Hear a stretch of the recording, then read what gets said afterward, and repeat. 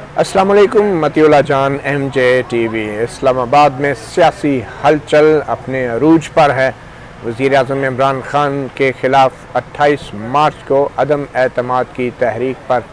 Vote ہونے کا اعلان کیا گیا ہے، مگر شاید عدم اعتماد کی منظوری کے حوالے سے حکمران جماعت کے خدشات دن بدن بڑھتے جا رہے ہیں، اور یوں لگ رہا ہے کہ حکمران جماعت پہلے سے ہی کنٹینر پر آ گئی ہے، سڑکوں پر آ گئی ہے۔ حکمران جماعت کے کارکن اور قائدین ان کو یہ یقین ہو چلا ہے کہ سندھ ہاؤس کے اندر سے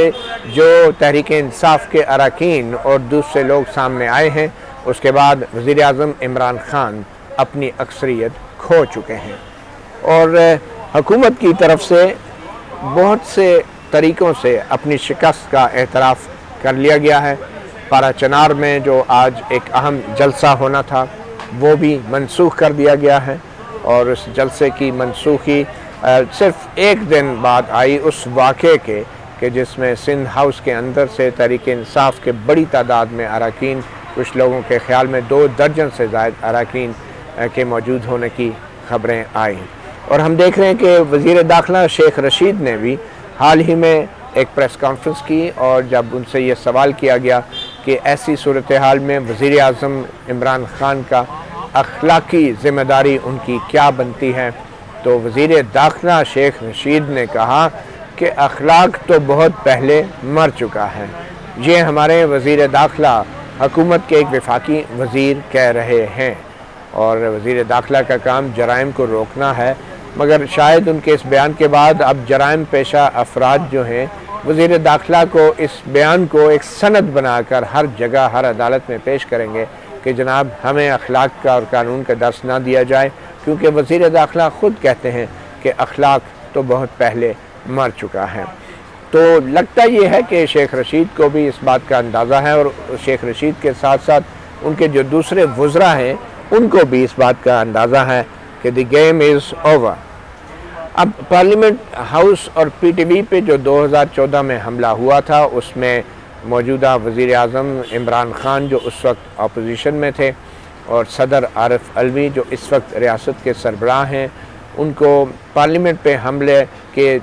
چند مقدمات میں سے ایک اہم مقدمہ، یعنی لوگوں کو اکسانے کا جو مقدمہ تھا اور حملہ آور جو ہوئے تھے، ان مقدمات میں بری کر دیا گیا ہے۔ چند دن پہلے ہی پارلیمنٹ اور پی ٹی وی پر حملوں کہ اس کیس میں صدر عارف علوی، وزیر اعظم عمران خان، اسد عمر، شاہ محمود قریشی، پرویز خٹک، ان وزراء کو بھی بری کیا گیا۔ بری اس لیے کیا گیا کہ اپنی پولیس ہے،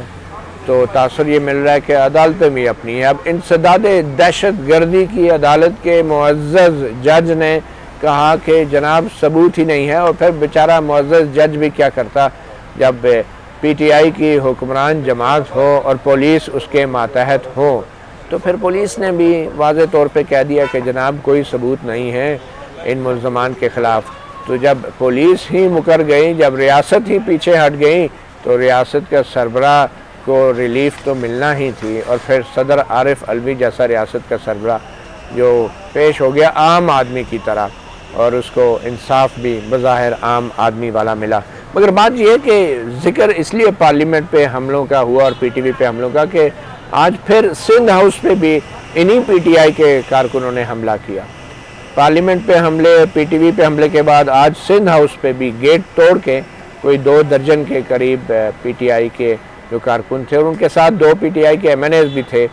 جن کے نزدیک شاید اب عمران خان کے ساتھ وفاداری ثابت کرنے کا ایک ہی طریقہ ہے کہ کچھ نہ کچھ ایسا ٹی وی کے سامنے کیا جائے کہ اسے پتہ چلے کہ کم از کم یہ 2 ایم این اے جو ہے نا، یہ مجھے عدم اعتماد کی تحریک میں ضرور ووٹ دیں گے۔ اور یہی کچھ ہوا۔ اگر ان پارلیمنٹ اور پی ٹی وی پہ حملوں کے بعد اگر کچھ قانون حرکت میں آتا اور پولیس بے شرموں کی طرح پیچھے نہ ہٹتی اور شواہد کے نہ ہونے کا نہ کہتی، تو آج شاید سندھ ہاؤس پہ کسی کو حملہ کرنے کی ضرورت نہ ہوتی۔ مگر اس سے پہلے نون لیگ جیسی سیاسی جماعت بھی سپریم کورٹ جیسے ادارے پر حملہ کر چکی، اس کے کارکنوں نے حملہ کیا۔ اس وقت 1997-98 کی یہ بات ہے، اور اس وقت میں بھی وہاں موجود تھا۔ پنجاب ہاؤس میں کھانے کا انتظام بھی کیا گیا تھا ان کارکنوں کے لیے۔ بہرحال ان کے خلاف مقدمات چلے، توہین عدالت کے بھی، نچلی عدالتوں میں بھی سزائیں بھی ہوئی، جرمانے بھی ہوئے، قانونی کارروائی ضرور ہوئی، مگر اب کی بار جو کچھ ہوا وہ یقینی طور پہ پارلیمنٹ اور پی ٹی وی پر حملے کے بعد جب کچھ نہ ہوا تو آج ہم دیکھ رہے ہیں سندھ ہاؤس پہ سب کچھ ہوا. اور اب پتہ نہیں 27 مارچ کو کس کس ادارے پر حملہ ہوتا ہے, کس کس نیوٹرل یا غیر نیوٹرل ادارے پہ بھی زبانی یا عملی طور پہ اٹیک کیے جائیں گے. یہ 27 مارچ کے لیے بڑی گہما گہمی ہو رہی ہے اور وزیر اعظم عمران خان بار بار 27 مارچ کا ذکر کر رہے ہیں. معلوم نہیں یہ وزیر اعظم عمران خان کس پر خودکش حملہ کرنے جا رہے ہیں, کیونکہ ان کا ایک وزیر تو خودکش حملے کی وہ خواہش کا اظہار کر چکا ہے. تو یہ ساری سچویشن ایک ایسی بن رہی ہے کہ اداروں پہ اب باقاعدہ سرکاری اداروں پہ سرکار کی طرف سے, حکمران جماعت کی طرف سے دباؤ ڈالا جا رہا ہے. اچھا, ایک طرف تو اب دیکھیں پارلیمنٹ لاجز جو کہ پارلیمنٹ کی سرکاری رہائش گاہیں ہوتی ہیں اراکین پارلیمنٹ کے لیے, وہاں پہ اسلام آباد کی پولیس چھاپہ مارتی ہے, ریڈ کرتی ہے اور اندر بیٹھے ہوئے چائے پیتے ہوئے انصار الاسلام کے رضاکاروں یا کارکنوں کو بغیر جو اسلحے کے تھے ان کو اٹھا کے لے جاتی ہیں گھس کے. اور دوسری طرف پی ٹی آئی کے کارکن ہیں جو گیٹ توڑ کے اندر بھی گھس کے ان کو روکنے والی یہی اسلام آباد پولیس کہیں نظر نہیں آ رہی تھی. وہ اندر ایسے گئے تھے جیسے کہیں سیر کرنے گئے ہیں اور پھر واپس آ گئے. پھر 2 ایم این ایز کو دکھاوے کے لیے گرفتار کیا گیا, کیونکہ جے یو آئی کے 2 ایم این ایز کو پارلیمنٹ لاجز سے گرفتار کر کے لے جایا گیا تھا, تو اس لیے حساب برابر کرنے کے لیے میڈیا کے لیے ان کو بھی گرفتار کر کے لے جایا گیا اور پھر ان کو اسی طرح ضمانت پہ چھوڑ دیا گیا تھا. مگر فرق صرف یہ تھا کہ جے یو آئی کے جو رضاکار تھے وہ کمروں میں بیٹھے ہوئے تھے اور یہ جو ایم این ایز سے پی ٹی آئی کے یہ گیٹ توڑ کے سندھ ہاؤس ایک سرکاری عمارت کے اندر داخل ہوئے اور گیٹ توڑنے کے بعد جب داخل ہوئے پھر وہ واپس آئے. لیکن ان کو بھی ایسے ہی تھانے سے چھوڑ دیا گیا جیسے کہیں ان کو ان کے گھروں میں جا کے گرفتار کیا گیا تھا. تو یہ فرق ہے پی ٹی آئی کی اور یہ فرق ہے تحریک انصاف کا اور یہ فرق ہے حکمران جماعت کے انصاف کا. تو یہ تو واقعہ ہے. اور اب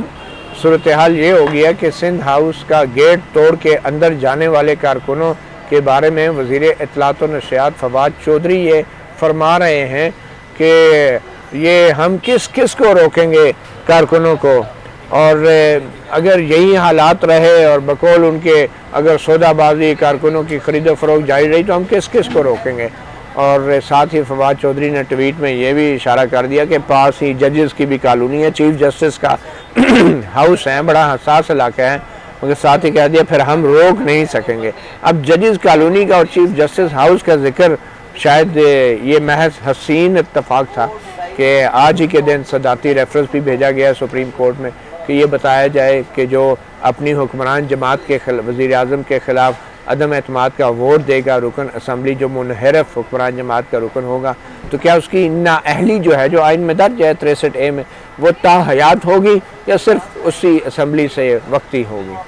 تو اس ریفرنس کے بھیجنے کے ساتھ ہی فواد چودھری یہ بھی کہہ رہے ہیں کہ ہم کارکنوں کو روک نہیں سکیں گے اگر یہ اس حساس علاقے میں چلے گی جہاں پہ چیف جسٹس کا گھر ہے. تو واضح طور پہ سپریم کورٹ کے ججز کے لیے بھی ایک بڑا پیغام ہے کہ پھر ہم کارکنوں کو آپ کے حساس علاقوں سے بھی نہیں روک سکیں گے, اور ریفرنس بھی بھیج رہے ہیں. تو چیف جسٹس عمر عطا بندیال نے بڑا اہم رول پلے کرنا ہے, یا تو انہوں نے ہی بینچ بنانے ہیں, انہوں نے ہی فیصلہ کرنا ہے کہ کون سا جج جو ہے عمران خان حکومت کی اس صدارتی ریفرنس کی سماعت کرے گا. کیا اس میں جسٹس اعجاز الاحسن ہوں گے, جسٹس منیب اختر ہوں گے, یا پھر جسٹس قاضی فائز عیسیٰ بھی ہوں گے. تو پھر یہ اہم عہدہ رکھتے ہوئے چیف جسٹس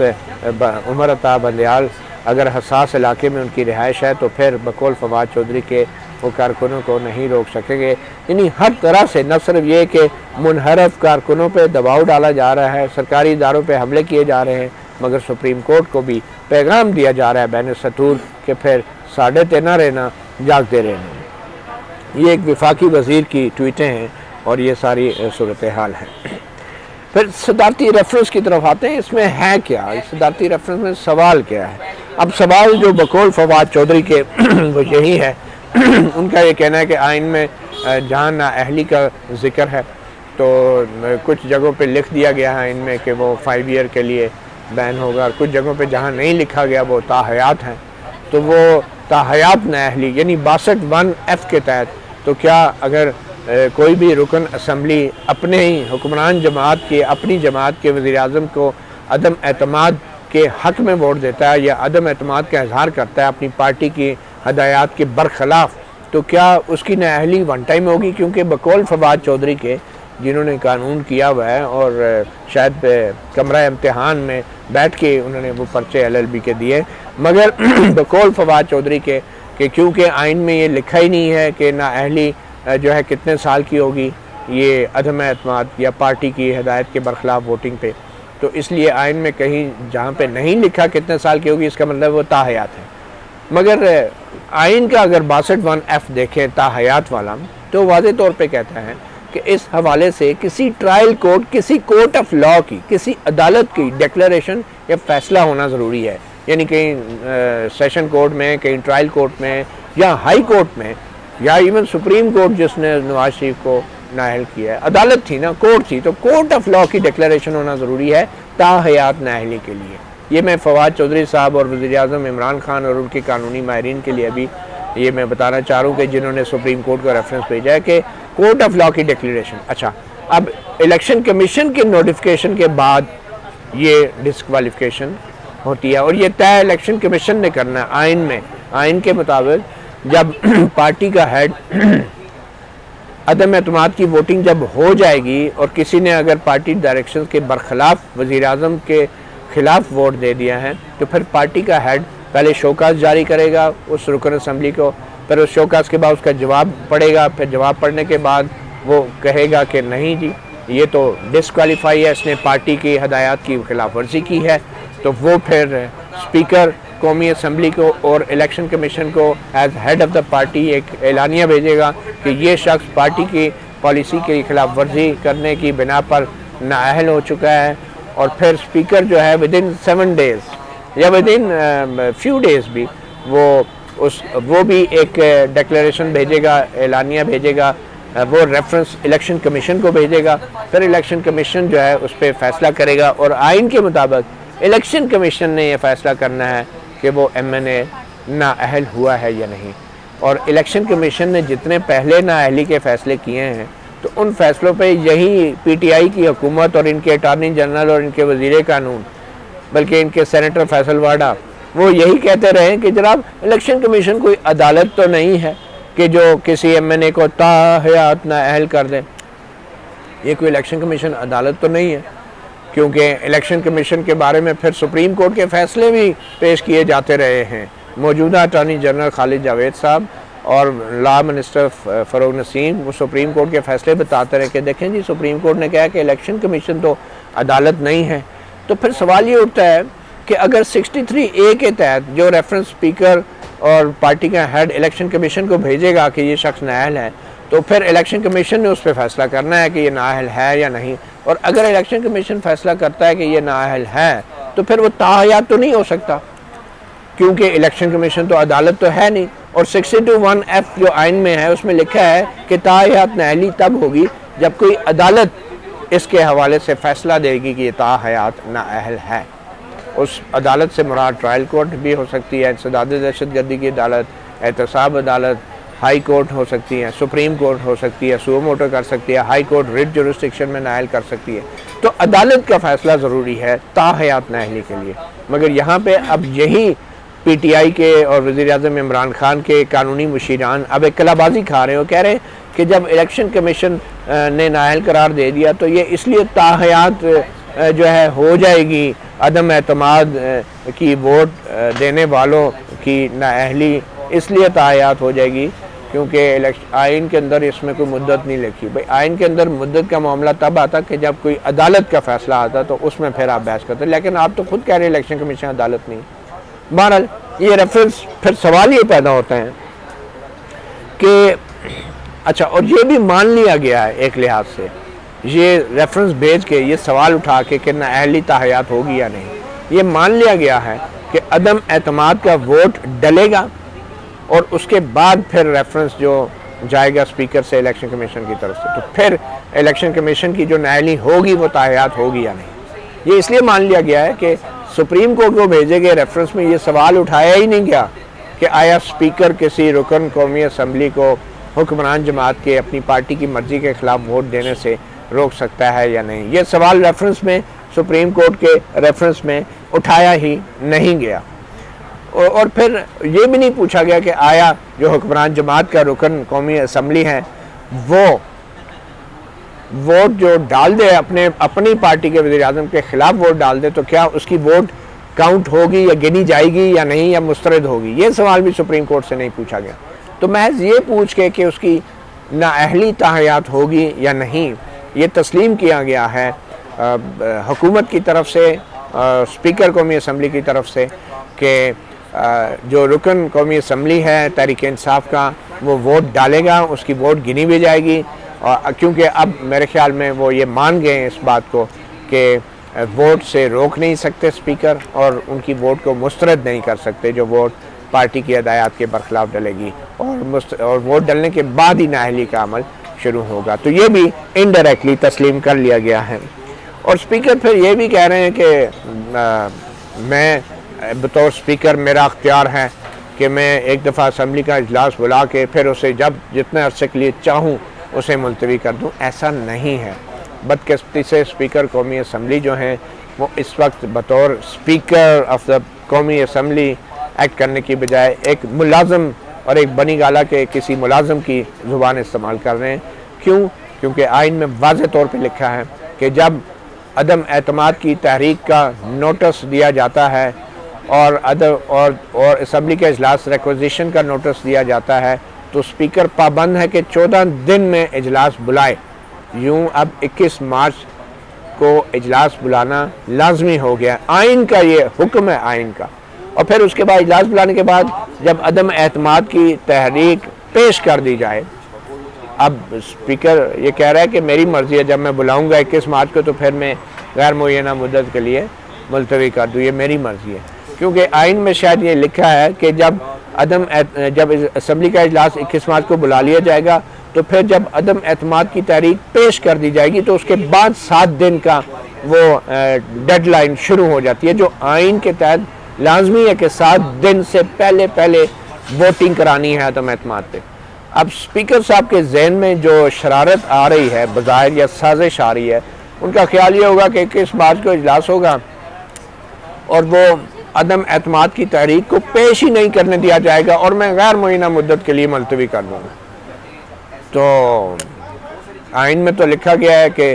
اجلاس جب بلایا جائے گا تو تحریک پیش ہونے کے بعد پھر 7 دن کی ڈیڈ لائن شروع ہوگی. تو شاید اسپیکر قومی اسمبلی اسد کیسر صاحب جو ہیں ایک سازش کر رہے ہیں, ایک شرارت کر رہے ہیں, اور یہ کھلم کھلا غنڈہ گردی ہے پارلیمنٹ کے نگران کی اور محافظ کی, جس کو اسپیکر کہتے ہیں. تو یہ بھی اب اسپیکر کے ذہن میں کوئی نئی شرارت آ رہی ہے.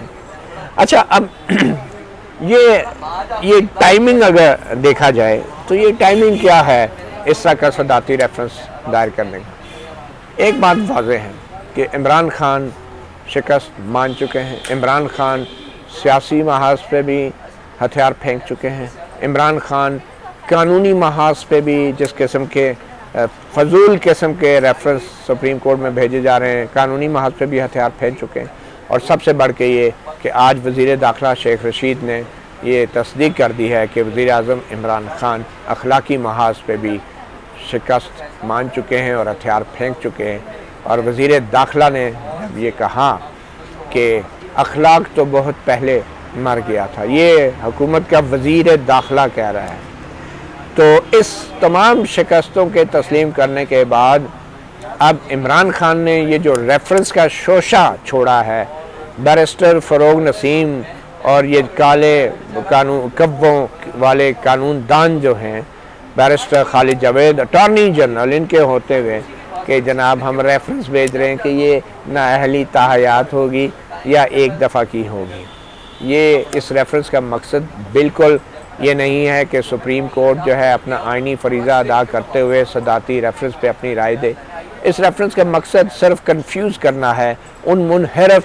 اراکین حکمران جماعت کو کہ جن ان کو ڈرانا ہے کہ آپ شاید تاحیات نااہل بھی ہو سکتے ہیں اور کبھی الیکشن میں حصہ ہی نہیں لے سکتے, اور اگر آپ سوچ رہے ہیں کہ بعد میں کسی اور پارٹی کے ٹکٹ پہ الیکشن لڑیں گے تو آپ الیکشن نہیں لڑ سکیں گے. تو یہ ریفرنس کی صرف موجودگی اس کا ہوا میں رہنا یا اس کا سپریم کورٹ کی الماریوں میں یا عدالت کے کسی کمرے میں پڑا رہنا، یہ بھی ایک دباؤ ہوگا منحرف اراکین کے اوپر کہ پتہ نہیں سپریم کورٹ کیا فیصلہ دے گی، پتہ نہیں. اور یہ صرف پریشر ٹیکٹکس ہے یہ ریفرنس دائر کرنا. ادروائز قانونی اعتبار سے جتنے بھی قانون دان ہیں اور جو آئین کو سمجھتے ہیں وہ اچھی طرح جانتے ہیں کہ تاحیات نااہلی اس معاملے میں نہیں ہوتی، کیونکہ پارٹی چھوڑنا کوئی جرم نہیں ہے، کوئی کرائم نہیں ہے. ہاں اگر آپ استعفیٰ نہیں دیتے تو یہ آپ کے اوپر ایک اخلاقی سوال اٹھتا ہے. مگر اب مجھے بتائیں کہ اگر یہ اراکین پی ٹی آئی ابھی استعفیٰ دیں گے بھی تو کیا اسد کیسر جو ہیں وہ استعفیٰ قبول کریں گے؟ آپ کو یاد ہے جب اسی تحریک انصاف نے 2014 کے دھرنوں میں استعفیٰ دیے تھے تو اسپیکر جو تھے اس وقت نون لیگ کے ایاز صادق صاحب، انہوں نے ان کے استعفے قبول نہیں کیے تھے، اور بعد میں پھر اسی تنخواہ پہ یہ عمران خان سمیت سارے لیڈران پی ٹی آئی کے واپس آ گئے. نہ صرف واپس آئے بلکہ 126 دن کے دھرنے کے دوران جو غیر حاضری تھی اس کا ٹی اے ڈی اے بھی لیا انہوں نے اس نیشنل اسمبلی کے سیشن کا. تو استعفے کہہ رہے ہیں استعفے دیں. استعفے پی ٹی آئی کے اراکین دیں گے بھی تو یہ تحریک انصاف کے جو اسپیکر ہیں اور یہ استعفے قبول نہیں کریں گے اور اس کو لٹکائیں گے تاکہ تحریک عدم اعتماد کا معاملہ آگے چلا جائے. تو اخلاقی طور پہ اپنی شکست تسلیم کرنے کے بعد عمران خان نے اس صدارتی ریفرنس کو نہ صرف یہ کہ ایک منحرف اراکین پی ٹی آئی پہ دباؤ ڈالنے کے لیے استعمال کیا ہے، بلکہ سپریم کورٹ اور عدلیہ کو بھی اس پہ بھی دباؤ ڈالا جائے گا. اس ریفرنس کے دائر ہونے کے بعد اور اس ریفرنس کی سماعت کے دوران میڈیا ٹرائل کیا جائے گا تحریک انصاف کے منحرف اراکین کا اور سپریم کورٹ کے معزز ججوں کا بھی، اور ان معزز ججوں پہ دباؤ ڈلوایا جائے گا میڈیا ٹرائل کے ذریعے، سوشل میڈیا کیمپین کے ذریعے، اور سپریم کورٹ کو غیر ضروری طور پہ اس کے منہ پہ سیاست کی سیاہی ملی جائے گی. تو میں یہ سمجھتا ہوں کہ سپریم کورٹ اگر اس تمام صورتحال سے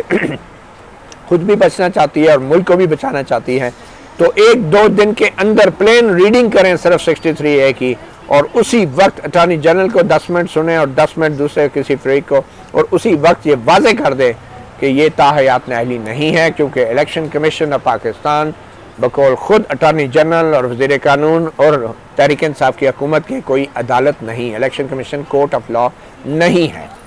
اور یہ خود اٹارنی جنرل ایسے بہت سارے فیصلوں کا حوالہ دے چکے ہیں جس میں الیکشن کمیشن کو تاحیات نااہلی کا اختیار وہ دیتے نہیں، اس لیے کہ وہ کورٹ آف لا نہیں ہے. تو اب کس منہ سے یہی قانون دان سپریم کورٹ کو اس کے اپنے فیصلوں کے برخلاف یہ بتائیں گے کہ چونکہ الیکشن کمیشن جب کسی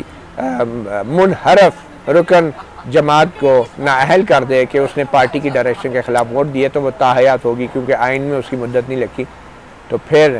یہ اس کا جواب تو پھر فوری دینا ضروری ہے، کیونکہ اگر سپریم کورٹ نے اس صدارتی ریفرنس کو لٹکایا اور عدم اعتماد سے پہلے اور بروقت اس کا واضح ٹھوس فیصلہ نہ دیا تو پھر سپریم کورٹ بھی عدم اعتماد کی اس تحریک کے اندر ایک سیاسی فریق بن جائے گی یا بنا دی جائے گی. اور بنا اس لیے دی جائے گی کہ اگر انہوں نے کہا کہ ہمیں اتنی جلدی نہیں ہے، ہم کوئی فیصلہ نہیں کرتے، تو پھر بھی ایک ڈاؤٹ کریٹ رہے گا. تو میرے خیال میں اس صدارتی ریفرنس کا 1-2 دن کے اندر ہی فیصلہ ہونا چاہیے تاکہ ملک میں کوئی غیر یقینی کسی صورتحال پیدا نہ ہو، ورنہ پھر یہ تاثر قائم ہو جائے گا کہ شاید سپریم کورٹ بھی پی ٹی آئی کے منحرف اراکین اسمبلی پر دباؤ رکھنا چاہتی ہے یا ڈالنا چاہتی ہے. خود بہت سارے جو سینئر وکلاء ہیں انہوں نے عدالت کے سامنے یہ برملا کہا ہے کہ جناب تاحیات نااہلی جو ہے وہ کسی بھی سیاستدان کے لیے سزائے موت ہے. ایک تو پہلے ہی 62(1)(f) کی تاحیات نااہلی کے اوپر سوال اٹھ رہے ہیں کہ اس نااہلی کی شق کو استعمال کرتے ہوئے سپریم کورٹ ماضی میں بھی ایک سیاسی اعلی کار کے طور پہ جو ہے استعمال ہوئی ہے، اور اب عدم اعتماد کی تحریک کے حوالے سے مطلب کہ آسمان سے گرا اور کھجور میں اٹکا. تو یہ میرے خیال میں سپریم کورٹ کو اس کا جلد فیصلہ کرنا ہوگا، ورنہ سپریم کورٹ پہ ایک بار پھر الزام لگے گا کہ یہ حکومتوں کو گرانے اور بنانے میں ابھی بھی اپنا سیاسی کردار ادا کر رہی ہیں جو اس کے حلف کی برخلاف ہے. اور پھر یہ بھی بڑا اہم ہوگا کہ اس صدارتی ریفرنس کو سننے کے لیے کون سے ججز کا بینچ بنایا جائے گا. وہی روایتی ججز جن کے فیصلوں کا شاید پہلے سے بہت سے لوگوں کو اندازہ ہو جاتا ہے. کیا جسٹس اعجاز الحسن، جسٹس منیب اختر کے علاوہ بھی بڑے زبردست اور قابل ججز ہیں. جسٹس فائز عیسیٰ ہیں، جسٹس یحییٰ آفریدی. بہرحال بینچ بنانا تو چیف جسٹس عمر پابندیال کا کام ہے. اور اب دیکھنا یہ ہے کہ سپریم کورٹ ایک کپتان کی کھیلی ہوئی اس شاٹ کو کیسے ہینڈل کرتی ہے. کیا سپریم کورٹ باؤنڈری کے اوپر کھڑی اس شاٹ کو کیچ کرتی ہے یا پھر چھکا ہوتا ہے. یہ اب بھی کچھ دنوں بعد ہی پتہ چل جائے گا. مگر یقینی طور پہ یہ سپریم کورٹ کو سیاست میں گھسیٹنے کی ایک گھناؤنی سازش ہے تحریک انصاف کی طرف سے. اب اگر دیکھا جائے تو عمران خان نے شکست اس طرح بھی تسلیم کر لی ہے کہ گورنر راج کی جو بڑی باتیں ہو رہی تھی، اور یہ شیخ رشید صاحب تو بس کوشش کرتے ہیں کوئی ڈرانے کی، کوئی ڈر جائے تو ٹھیک ہے، گریبان پکڑتے ہیں، پھر اگر کوئی نہ مانے تو پاؤں پکڑ لیتے ہیں. تو اب وہ گورنر راج سے پیچھے ہٹنے کی وجوہات بھی بڑی واضح ہیں. جب آپ ایک پاکستان کے سب سے بڑے مالیاتی اعتبار سے صوبے پر گورنر راج لگائیں گے تو پھر آپ اپنے پڑوسی ممالک میں بھارت پہ کیسے الزام دیں گے کہ مقبوضہ کشمیر میں جو وہ کچھ کر رہا ہے. جب ایک آپ چلتی ہوئی آئینی صوبائی حکومت پہ گورنر راج نافذ کریں گے تو پھر اس سے کیا تاثر ملے گا؟ کیا اس سے عدم اعتماد رک جاتی؟ میرے خیال میں جب وزیر اعظم کو یہ بتایا گیا کہ گورنر راج سے عدم اعتماد نہیں رکے گی تو انہوں نے کہا چلو پھر اس کا کیا فائدہ، اس لیے انہوں نے گورنر راج سے دستبردار ہو گئے. اب اگلا مرحلہ جو ہے وہ میرے خیال میں منتوں اور ترلوں کا آ گیا ہے، اور وزیر داخلہ نے منتے ترلے بھی ساتھ ساتھ جاری رکھے ہوئے ہیں اور کہتے ہیں کہ اگر جو لوگ واپس آ گئے تو ان کو کچھ نہیں کہا جائے گا. اور دوسری طرف گھروں کے گھیراؤ کی جو صورتحال پیدا ہو رہی ہے، اور یہ وزیر اعظم عمران خان، فواد چودھری اور وزیر داخلہ شیخ، ان کی تقریروں کی وجہ سے پی ٹی آئی کے کارکن جو ہیں ان کو باقاعدہ مشتعل کیا جا رہا ہے، اور وہ اپنے کچھ حلقوں میں رپورٹیں ساری نہیں ہیں، جو چند درجن 2 درجن لوگ نکل رہے ہیں. اور ویسے میں آپ کو بتاؤں، یہ جو سندھ ہاؤس کے باہر 2 درجن لوگ آئے تھے، 2 MNAs 2 درجن لوگ لے کر آئے. اس سے بڑا ثبوت کیا ہوگا کہ صرف پی ٹی آئی کے اراکین اسمبلی منحرف نہیں ہو گئے، پاکستان کی عوام بھی جنہوں نے پی ٹی آئی کو ووٹ دیا تھا، وزیر اعظم عمران خان کو ووٹ دیا تھا، پی ٹی آئی کے جو عوام پاکستان کے وہ بھی منحرف ہو چکے ہیں. تو اس میں جو ان کے جو منتخب اراکین اسمبلی ہیں ان کا کیا قصور ہے؟ انہوں نے واپس اپنے حلقوں میں جانا ہے. اور پہلے عوام نے اگر پی ٹی آئی کو ووٹ دیے تھے تو اب وہی جنہوں نے پی ٹی آئی کو ووٹ دیے تھے وہی اب حکومت کے لیے بد دعائیں کر رہے ہیں اور عمران خان کی حکومت کے جانے کا انتظار کر رہے ہیں. تو ان کے منتخب MNA کیا کریں؟ انہوں نے تو اپنی سیاست بچانی ہے اور عوام کے رخ کو دیکھنے، عوام کی سوچ کے مطابق انہوں نے جو ہے اپنے عدم اعتماد کی تحریک میں ووٹ ڈالنا ہے. اگر اب بھی وہ عدم اعتماد کی تحریک کے حق میں ووٹ نہیں ڈالتے تو واپس اپنے حلقوں میں جا کے پی ٹی آئی کے ٹکٹ پہ وہ کیسے الیکشن لڑتے؟ اگر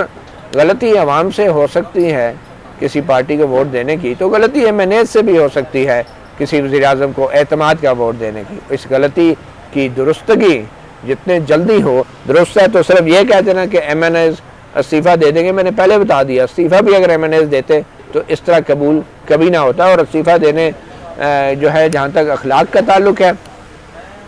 تو پھر اگر وزیر اعظم عمران خان ابھی تک استعفیٰ دینے کے لیے تیار نہیں ہے، اتنا ہے اعداد و شمار ثابت ہونے کے باوجود بھی، تو پھر آپ کم از کم MNAs سے تو گلہ نہ کریں. وزیر اعظم تو وزیر اعظم ہوتا ہے. اس کے بعد سب سے بڑا اب خطرہ جو ہے 27 مارچ کا جو ریلی ہے،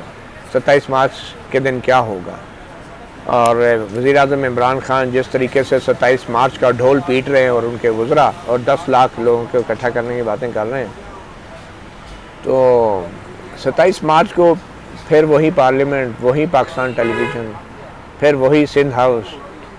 کیا ہوگا؟ کیا دوبارہ وزیر اعظم عمران خان پارلیمنٹ پہ حملہ کریں گے؟ کیا پھر پی ٹی وی پر حملہ کیا جائے گا؟ کیا پھر سندھ ہاؤس پہ حملہ کیا جائے گا؟ یا اس بار ٹارگٹ کوئی شاید اس سے بھی بڑا ہے؟ لگتا یہ ہے کہ وزیر اعظم عمران خان شاید عدم اعتماد کے 28 مارچ کے ووٹ تک نہ جائیں، مگر جاتے جاتے وہ کسی اور پہ حملہ ضرور کریں گے۔ اور اب کی بار جو سب سے بڑا خدشہ نظر آ رہا ہے کہ عمران خان صاحب شاید اب کی بار اپنے ان امپائروں پر ہی حملہ کر دیں جن امپائروں کی انگلی کے کھڑے ہونے کا وہ 2014 کے دھرنے میں انتظار ہی کرتے رہ گئے۔ اب کی بار حملہ شاید کسی نیوٹرل پر ہی ہوگا، اور اگر عمران خان نے ایسا کیا تو شاید یہ خودکش حملہ ہی ہوگا، اس سے زیادہ کچھ نہیں۔ تو یہ اس صورتحال کے اندر صرف یہی کہا جا سکتا ہے کہ غیر ضروری طور پہ اب اس کرکٹ کے میچ میں امپائر کو بھی بلہ تھمانے کی کوشش ہو رہی ہے، اور بیٹنگ کرتے ہوئے کپتان صاحب جو ہیں